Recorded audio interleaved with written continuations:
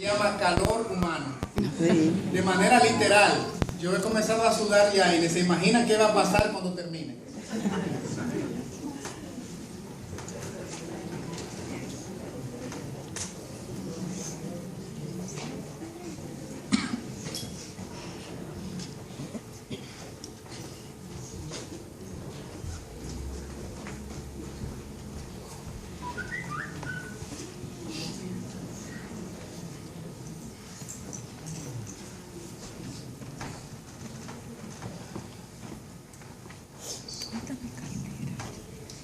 Hermanos amados, un saludo cariñoso en el nombre de nuestro Dios a cada uno de ustedes, mi esposa Gina, Miguelina, mi hermana. Hemos venido a acceder a su invitación. He visto a algunos hermanos conocidos. Yo pido que al final ustedes se acerquen a mí y de alguna forma pues me saluden. Vi allí al hermano Mendoza. Dios me lo guarde. Un placer. Gloria al Señor. Así es que en la gloria Dios me la guarde ricamente también. Bendición para usted. Es un honor estar aquí en esta fecha, en este día donde vamos a presentar algunos mensajes especiales, muy solemnes e importantes. Quiero de entrada, tal vez como introducción, explicar algunas de las cosas que vamos a hacer hoy, pero tal vez debería comenzar con las cosas que no vamos a hacer hoy. Lo que no vamos a hacer hoy es entretener a la iglesia. Vamos a comenzar por ahí. Lo que no vamos a hacer. Lo que no vamos a hacer es presentar una sección de sermones a base de chistes y demás cosas. Eso tampoco lo vamos a hacer. Amén. Otra cosa que no vamos a hacer en la predicación de hoy y de la tarde es presentar Kool-Aid. Y los que no saben lo que es Kool-Aid, bueno, en mi iglesia saben lo que es Kool-Aid, yo les he explicado. Ustedes saben que nosotros decimos Kool-Aid, pero en inglés se dice Kool-Aid. Eso es un polvito que venden en los supermercados, en las tiendas, un endulzado, ¿no? Usted lo pone con un poquito de agüita y ay, qué bueno sabe al paladar, pero eso ni tiene nutrientes, ni tiene vitaminas, ni tiene minerales, sencillamente le endulza la boca y punto. Entonces, cuando un mensaje de alguna manera no tiene a Cristo y el mensaje salvífico completo, que sencillamente se basa en anécdotas, en historia, ya los hermanos de la zona están acostumbrados a este lenguaje y ya ellos saben cuando decimos el mensaje de hoy no es Kool-Aid. ¿Okay? Pablo lo dijo también y Pedro diciendo que ya no era tiempo para lechita, sino para alimento sólido que nutra realmente a los creyentes. Y de eso se trata. Me alegra muchísimo de que la congregación de la fecha está compuesta por personas de diferentes lugares. Esperamos y oramos que usted pues saque provecho y que haya valido la pena venir. Esperamos que así sea. Y también estamos muy contentos por la presencia de muchos amigos visitantes con nosotros en nuestro medio. La hermana que me dice que el caballero, Dios me lo guarde, caballero, su nombre es Douglas. Bienvenido Douglas y todos los demás amigos que están adorando con nosotros en esta mañana. Y debo decirle, Douglas, y debo decirle a cada uno de los visitantes que están aquí, y aún de los hermanos que han venido de otros lugares, y de los miembros de esta localidad, de esta iglesia, que en las cosas de Dios no existen coincidencias, sino providencia. Todo el que ha dejado su lugar y ha atravesado esa puerta, hay un propósito de Dios en su vida, y el Señor quería y arregló las cosas para que hoy, aquí y ahora, en este momento y en este lugar, usted estuviera ocupando un lugar en este sitio. Incluyendo los que están mirándonos allá en circuito cerrado, allá abajo. Todo el que nos está oyendo de alguna forma, Dios arregló las cosas y ha provisto para que usted esté escuchando hoy el mensaje que ha de ser presentado. Porque el Señor le ama y tiene un plan para usted. Eso es indiscutible. Y le ama tanto que viene pronto. Porque se ha corrido la voz por ahí de que el mensaje de la venida de Cristo no hay amor en él. ¿Ah? Y yo he escuchado decir, bueno, prediquemos el amor de Dios y también prediquemos las profecías, como que son dos cosas diferentes. No, hermano querido, el plan salvífico de amor es tan completo y Dios le ama tanto que viene pronto a buscarlo. Y le ama tanto que le ha dicho lo que está pasando en el mundo. Y le ama tanto que no ha querido dejarlos en tinieblas a ninguno de ustedes, ni a mí tampoco.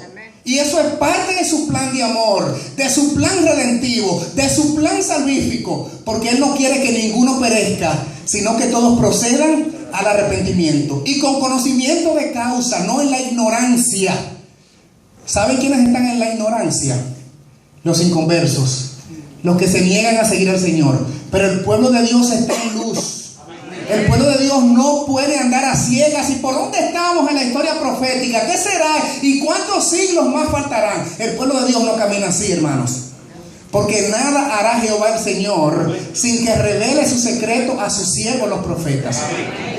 Así es que de alguna forma vamos a estar haciendo adaptaciones al mensaje de la fecha debido a las visitas que están aquí, que tal vez no están total y completamente familiarizados con los términos. Pero aquí hoy, con la gracia de Dios, hay mensaje para los adventistas, hay mensaje para los evangélicos, hay mensaje para los hermanos católicos, hay mensaje para el que no es nada, hay mensaje para cada uno, chico, grande, hombre, mujer, joven o viejo.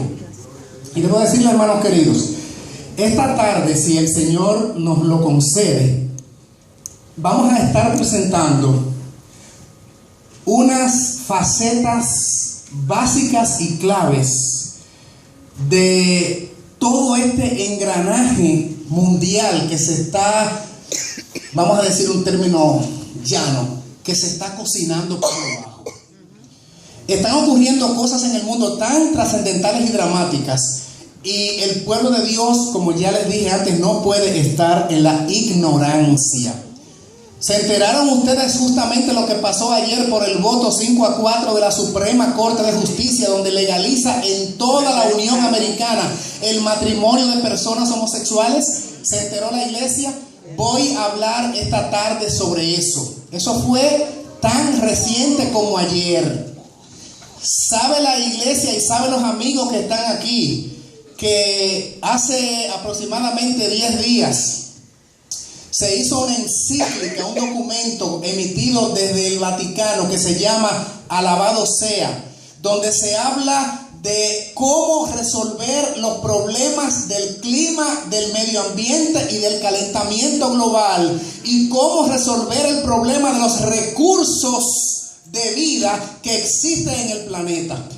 Y una de las propuestas es: el planeta necesita un día de descanso para que pueda salvarse. Yo les voy a hablar de eso esta tarde. Y se enteraron también que hace par de meses se escribió una bula papal. Este documento que les dije del medio ambiente se llama encíclica. Encíclica es un documento papal que el obispo de Roma le manda a los obispos para que estos a su vez lo difundan por todo el mundo. Una bula papal es un documento que él elabora, el Papa, pero que envía directamente al mundo sin pasar por el canal de los obispos. Hay una ligera diferencia en ello, pero se enteraron de la bula papal que se llama el Jubileo de la Misericordia. No se enteró, nadie está enterado de eso. ¿Alguien sabe algo de eso? Bueno, se ve que mucha gente aquí no entró a una cadena que se promocionó mucho en los Estados Unidos, donde mucha gente estuvo entrando allí, estuvo en contacto. Pues si usted no escuchó eso, ¿sabe qué? Tiene un privilegio, porque lo va a escuchar en vivo. Y lo va a escuchar con gráficas que no se pudo presentar cuando tuvimos la sección en conferencia telefónica. Todo eso y más va a ser discutido esta tarde. Pero déjenme decirles algo.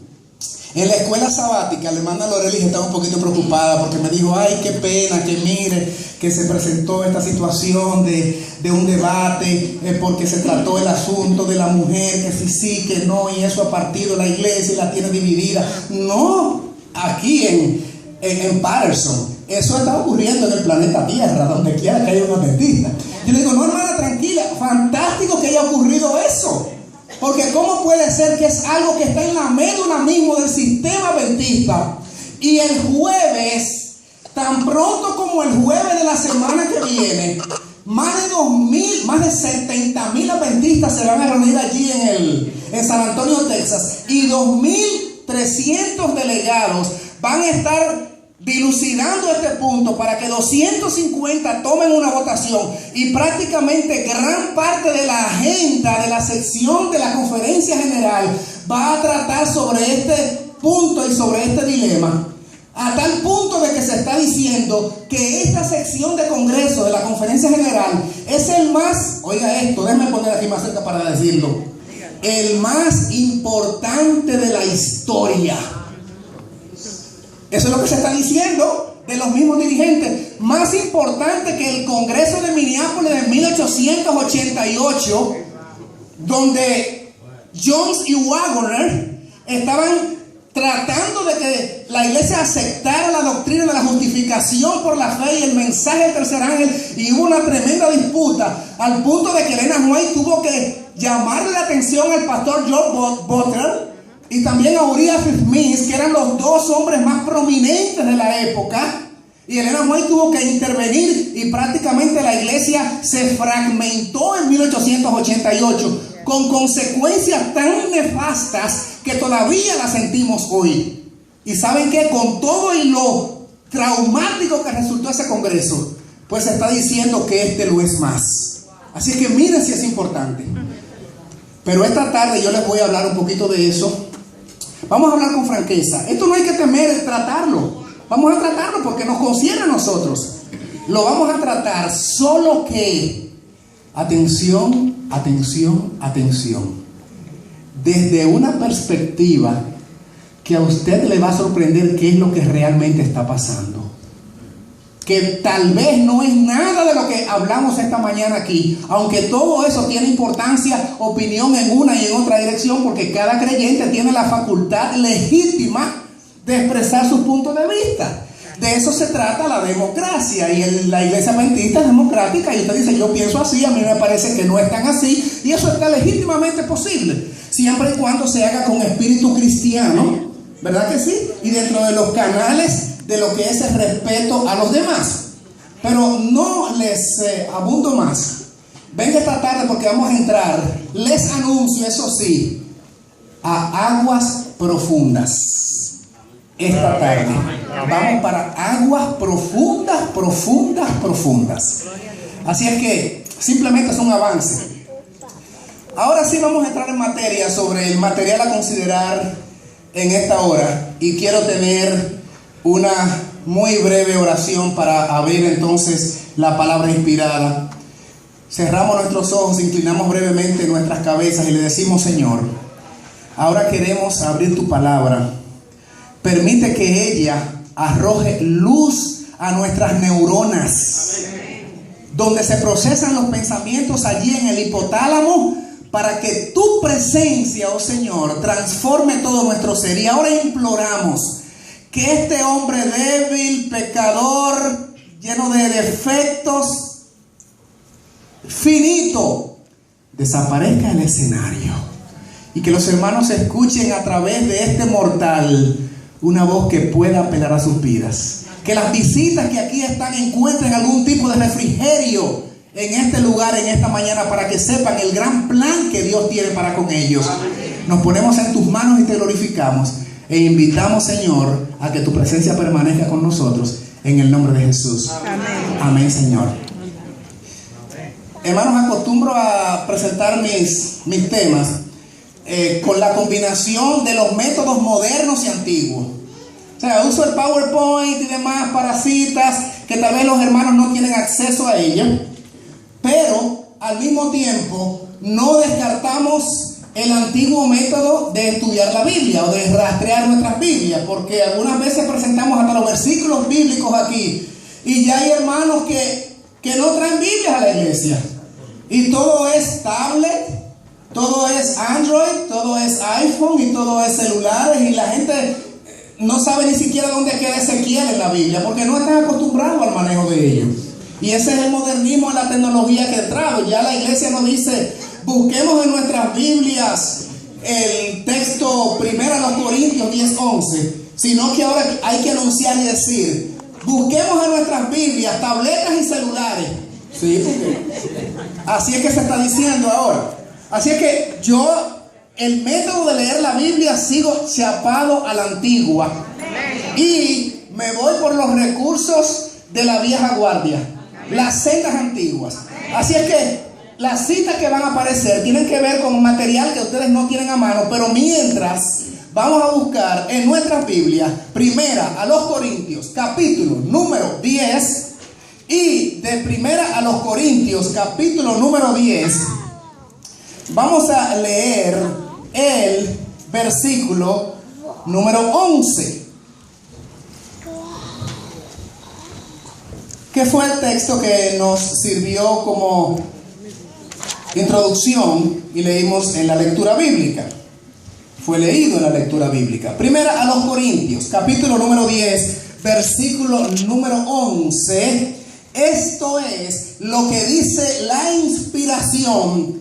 Citamos: y estas cosas les acontecieron como ejemplo, y están escritas para amonestarnos a nosotros, a quienes han alcanzado los fines de los siglos. Está hablando de algo que les ocurrió a los israelitas. Por eso allí el tema se llama similitud o similitudes entre el Israel antiguo y el Israel espiritual de hoy. Todas las escenas a través de las cuales pasó este pueblo hebreo tienen aplicación y lección en práctica para nosotros, a quienes han alcanzado los finales de los tiempos. Yo tengo una preocupación, porque en el adventismo, en la iglesia adventista, hay un gran absurdo. Ustedes saben lo que es un absurdo, ¿verdad? Algo como que no se concibe, usted no logra de captarlo o de entenderlo. Y el absurdo que veo en mi amada iglesia adventista y en el adventismo, lo voy a ilustrar de la manera siguiente. Porque es un absurdo que yo no veo, por ejemplo, con los creyentes católicos. Por ejemplo, explico. Los creyentes de la iglesia católica, apostólica y romana son consecuentes con su nombre, porque ellos se ufanan de que al ser católicos, y el término o la palabra católico quiere decir universal, ellos se presean de que son universales, se jactan de que son universales, también de que son apostólicos, porque dice que la línea papal viene justamente de uno de los apóstoles, según ellos, aunque la interpretación es equivocada, y dicen que Pedro, el apóstol, fue el primer papa, y por eso son apostólicos. Y de que son romanos no hay ninguna duda, porque las directrices, las líneas que baja el Vaticano desde Roma, justamente es lo que sigue la iglesia católica a nivel del mundo. Así es que los católicos romanos son consecuentes con su nombre. Son consecuentes con su nombre, aunque el enfoque sea equivocado, y aunque no es verdad que la Biblia presenta a Pedro como el primer papa, porque eso no es verdad. El papado comenzó en el siglo IV y se degeneró producto del imperio romano corrompido que ya había. Pero sin embargo, de alguna manera ellos son consecuentes con el nombre que llevan o que portan. ¿Y qué decir de los hermanos pentecostales? Son consecuentes con el nombre que llevan. ¿Por qué razón?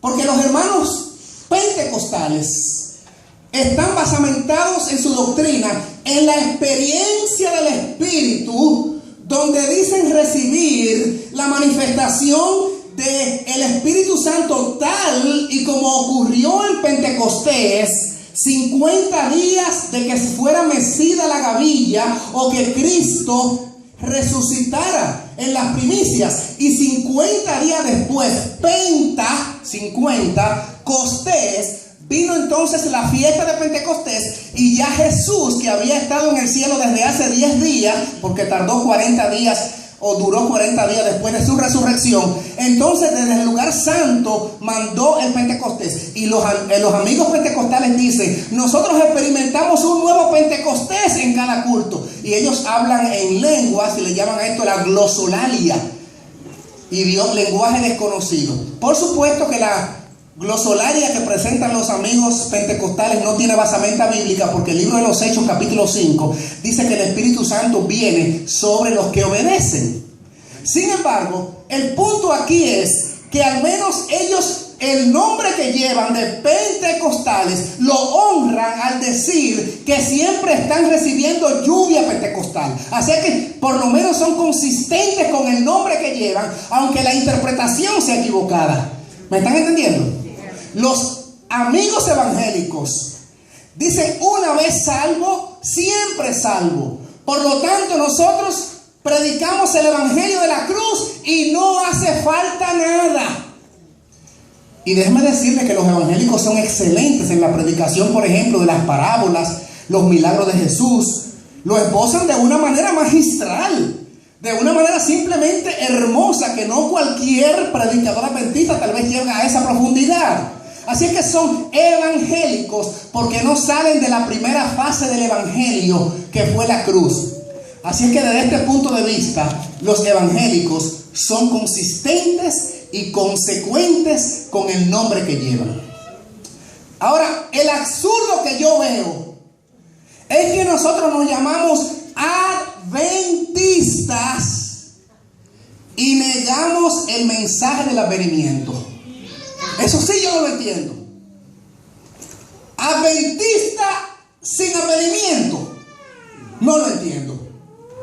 Porque los pentecostales están con su Pentecostés y su Espíritu Santo equivocado, pero por lo menos va conectado su nombre con las manifestaciones, aunque erróneas, que ellos dicen tener del Espíritu Santo. Ya le expliqué de los católicos y los evangélicos. Pero usted es adventista sin mensaje de advenimiento. No, que me expliquen eso. Adventista sin mensaje de venida y del séptimo día, y a veces también ponemos debajo del almud esa enseñanza tan básica y trascendental.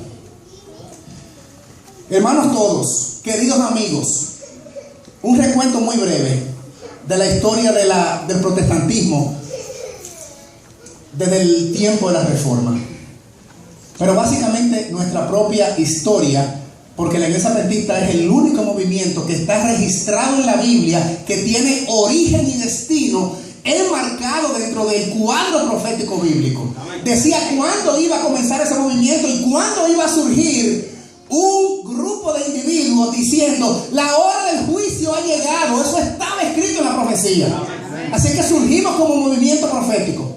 Pero déjeme decirle, mi querido, cuando los adventistas surgimos primero en 1833 con William Miller, quien predicó hasta 1844, y después continuó este mensaje hasta que en 1861 se formó la primera conferencia o asociación, y en 1863 asumimos o tomamos el nombre Adventista del Séptimo Día. Cuando esto ocurre, déjeme decirle que hace rato, pero muchos ratos, que ya estaban plantados como organización. Los metodistas, los bautistas, los pentecostales, los anglicanos, los episcopales, los católicos, los de la Asamblea de Dios, los congregacionalistas, los luteranos. Hace rato que esa gente estaban antes que nosotros. Ahora yo les pregunto, el Señor, como parte del movimiento profético, levanta a este pueblo con un mensaje, con una definitiva misión que hacer. Le pregunto, pueblo, le pregunto, congregación, le pregunto, auditorio, a los que están aquí, a los que están abajo, los que nos están mirando en cámara, los que nos van a ver de manera diferida en las redes: ¿levanta el Señor un pueblo para que diga lo mismo que hace rato se estaba diciendo? Para que dijéramos lo mismo que otros estaban diciendo ya. Ustedes están entendiendo, hermanos, lo absurdo de ser adventistas sin advenimiento. Eso es un absurdo. Déjame levantar este pueblo. ¿Y para qué? Para que haya otro. Ya hay cientos y cientos. Déjame levantarlo para que prediquen lo mismo. No, Señor. el Señor levanta el movimiento adventista y nos dice: deben ser reparadores de portillos, restauradores de calzadas para habitar, para que levanten las verdades ocultas por tiempo, que la tradición y la apostasía hizo ocultar, para que vayan al mundo y digan: ha llegado la hora del juicio. Para que vayan al mundo y les digan: salid de Babilonia. Y expliquen qué es Babilonia con nombre y apellido. Para que le digan al mundo: cuidadito con tomar la marca de la bestia. En lugar, acepten el sello de Dios. Pero que me le expliquen a la gente con nombre y apellido quién es la bestia, cuál es la marca de la bestia, cuál es el número de su nombre y cuál es la imagen de la bestia. Esa es la razón, hermanos, de ser adventistas, por la cual el Señor nos levantó. Con un origen, con una misión, con un mensaje y con un destino. Repito, con un origen, con una misión, con un mensaje y con un destino que no tiene nadie más. Hermanos queridos, los judíos, ¿cuándo tenemos que aprender del pueblo hebreo? Ustedes conocen un texto, de memoria lo vamos a citar, Hebreos 12:14, que dice: seguid la paz con todos y la santidad, ¿sigan? Sin la cual nadie verá al Señor. Hermanos, ¿creemos que sin santidad nadie verá al Señor? ¿Creemos eso, pueblo? ¿O creemos que podemos vivir como sea? Y cuando Cristo venga, entonces Él hará un milagro con nosotros viviendo vida descuidada. Eso es nueva teología que se está predicando en algunas partes. Eso es una mentira del diablo. Usted deberá vencer en esta carne, porque Cristo no viene para arreglar la vida de nadie. Viene a buscar en su pueblo los que son como Él mismo. Me tomaré a mí mismo, porque cuando el pueblo de Dios pueda reproducir el carácter de Cristo, entonces Él vendrá a buscarlo como suyo. Hermanos, se vence el pecado con la gracia de Cristo. Los que dicen eso están tumbando la doctrina del santuario y la intercesión de Jesús. Porque cuando Cristo venga, hace rato que Cristo, habrá ya un tiempo que Cristo habrá salido del lugar santísimo. Y si yo sigo pecando, ¿quién, después que Cristo salga de ahí, quién me defiende? Ustedes están entendiendo lo diabólico de esta enseñanza. Y muchas cosas más se están enseñando. El pueblo de Dios debe saber dónde está cimentado, dónde están realmente sus raíces. Miren, el pueblo judío tenía una creencia muy falsa acerca de lo que era Cristo. Y por ejemplo, vamos a buscar un texto bíblico que está en Juan capítulo 15, donde dice: porque ustedes me han dicho que sin santidad nadie puede ver el rostro del Señor. Pero entonces, ¿usted puede tener santidad aparte de Cristo? No, porque Juan 15, 4 al 6 me dice que sin mí nada podéis hacer. Entonces, hablamos hace un ratito del absurdo de ser adventistas sin mensaje de advenimiento. Ahora, otro absurdo, no para los adventistas, sino para el mundo cristiano global en sentido genérico. Podemos entonces ser cristianos, que de acuerdo al libro de Hechos, el capítulo número 11, versículo 26, dice que los cristianos se llamaron por primera vez así en Antioquía, que quiere decir seguidores de Cristo. Los discípulos se llamaron primera vez cristianos en ese sitio, en ese lugar. Ahora, podemos ser cristianos sin seguir a Cristo. ¿Se puede? No se puede ser cristiano sin seguir a Cristo. ¿Estamos claros, hermanos? ¿Usted cree que sí, que puede ser cristiano sin seguir a Cristo? No se puede. Ahora surge la pregunta: ¿y dónde está Cristo? En su palabra. Pero Él ¿dónde habita? ¿Dónde está? En el cielo. Ajá, ¿en el cielo dónde? En el santuario. ¿Y en el santuario dónde? Hermano, pero si usted va a seguir a Cristo, tiene que seguirlo donde quiera que Él está. Porque cuando usted va a Apocalipsis 14 me dice: y los 144,000 son los que siguen al Cordero por donde quiera que va. Entonces yo tengo que saber ¿dónde está ese Cristo al que yo sigo a los fines de poder estar con Él? O simplemente es la profesión lo que nos hace salvo, independientemente de que no tenemos que seguirlo específicamente a Él. ¿Saben? En el libro de Juan, el capítulo 1, habla de dos tipos de personas que rechazaron a Cristo. Mírenlo en su Biblia, vamos a mirarlo. Juan capítulo 1. Juan capítulo 1. Dos tipos de personas, y se van a asombrar ustedes quiénes son estas dos tipos de personas que rechazaron a Cristo cuando vino en su ministerio. Juan, Evangelio de Juan capítulo número 1, versículo número 10. Dice la palabra inspirada, citamos, hablando de Jesús: en el mundo estaba, y el mundo por Él fue hecho.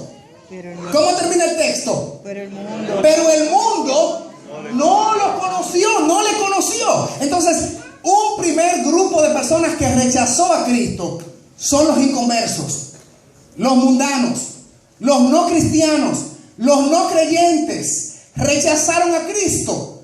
La gente del mundo, dice el versículo 10, no les recibió. La gente del mundo, ¿qué dijimos? No les recibió.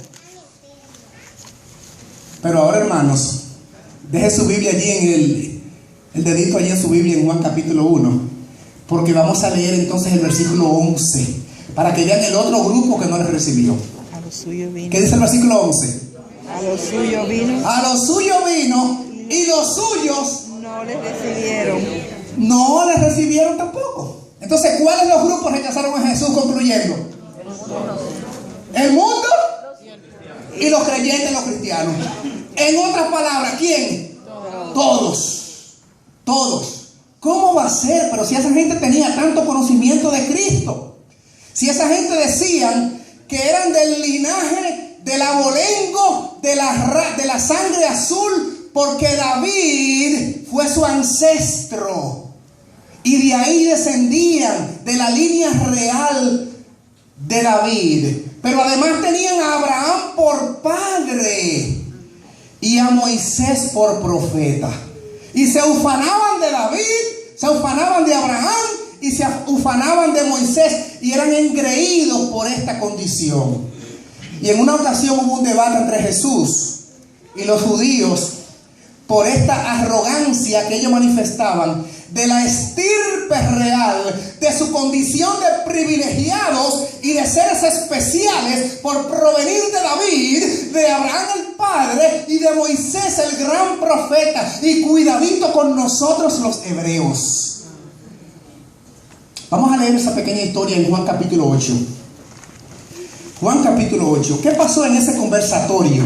En ese diálogo encendido y acalorado de Cristo con estas personas judíos. Juan 8:30. Vamos a comenzar desde el 30. Hablando él estas cosas, muchos creyeron en él. ¡Qué bueno! Juan 8:30. Hablando él estas cosas, muchos creyeron en él. 31. Dijo entonces Jesús a los, ¿con quién estaba hablando? Judíos que habían creído en él. Les dijo una cosita, esto no se trata de creer y ya. Si ustedes permanecen, esa palabra es clave. Si permaneciereis en mi palabra, seréis verdaderamente mis discípulos. Hermanos, ¿quiénes son verdaderamente los discípulos? Los que simplemente son hebreos, los que simplemente creen. Lo que pasa es que esto, como vamos a ver más adelante, creyeron o se entusiasmaron por momentos por un sermón de Cristo. ¡Ay, qué interesante! ¡Qué bueno! ¡Te seguimos! Pero cuando vino el costo del discipulado, el capítulo dice que comenzaron a abandonarlo y a dejarlo. Porque es muy bueno en teoría, con un culto emocional o con mucho sentimentalismo, aparentemente seguir a Jesús. Pero cuando te dice toma tu cruz y sígueme, ahí entonces las cosas cambian. Miren entonces aquí cómo cambia el panorama con estos que en principio habían aceptado el mensaje de Jesús y por su predicación muchos creyeron en él.